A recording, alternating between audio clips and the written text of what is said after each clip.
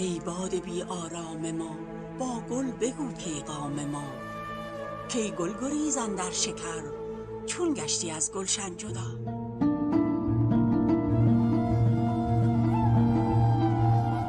ای گل ز اصل شکری، تو با شکر لایق تری. شکر خوش و گل هم خوش و از هر دو شیرین تر وفا.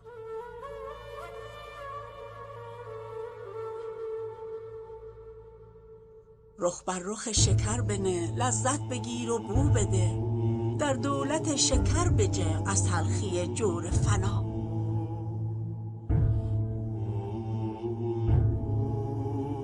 اکنون که گشتی گل شکر، قوت دلی نور نظر. از گل برآ بر دل گذر، آن از کجا این از کجا.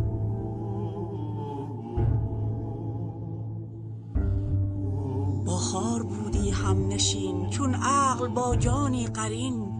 بر آسمان رو از زمین، منزل به منزل تا لقا.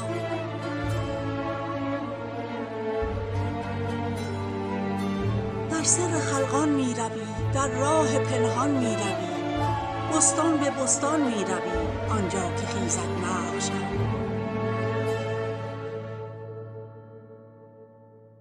ای گل تو مرغ نادری، برعکس مرغان می پری. کامد پیامت زان سری، پرها بنه بی پر بیا. ای گل تو اینها دیده ای، زان بر جهان خندیده ای. زان جامه ها بدریده ای، ای گربز لعلین قبا.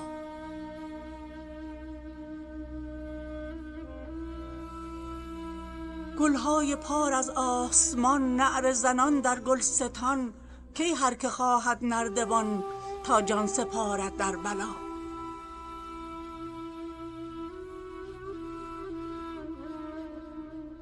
هین از ترشح زین طبق، بگذر تو بی ره چون عرق. از شیشه گلاب گر، چون رو از آن جام سما.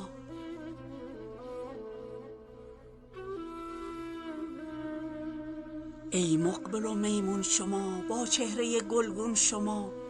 بودیم ما همچون شما، ما روح گشتیم الصلا.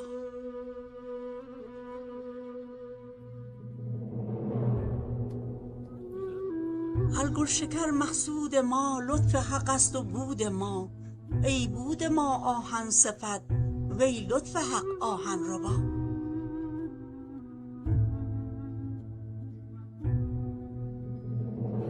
آهن خرد آیینه گر، بر وی نهد زخم شرر. ما را نمی خواهد مگر، خواهم شما را بی شما.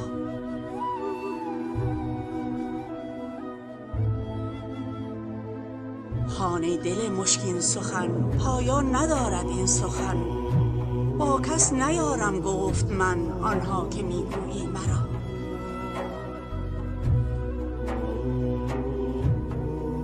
ای شمس تبریزی بگو سر شهان شاه خو.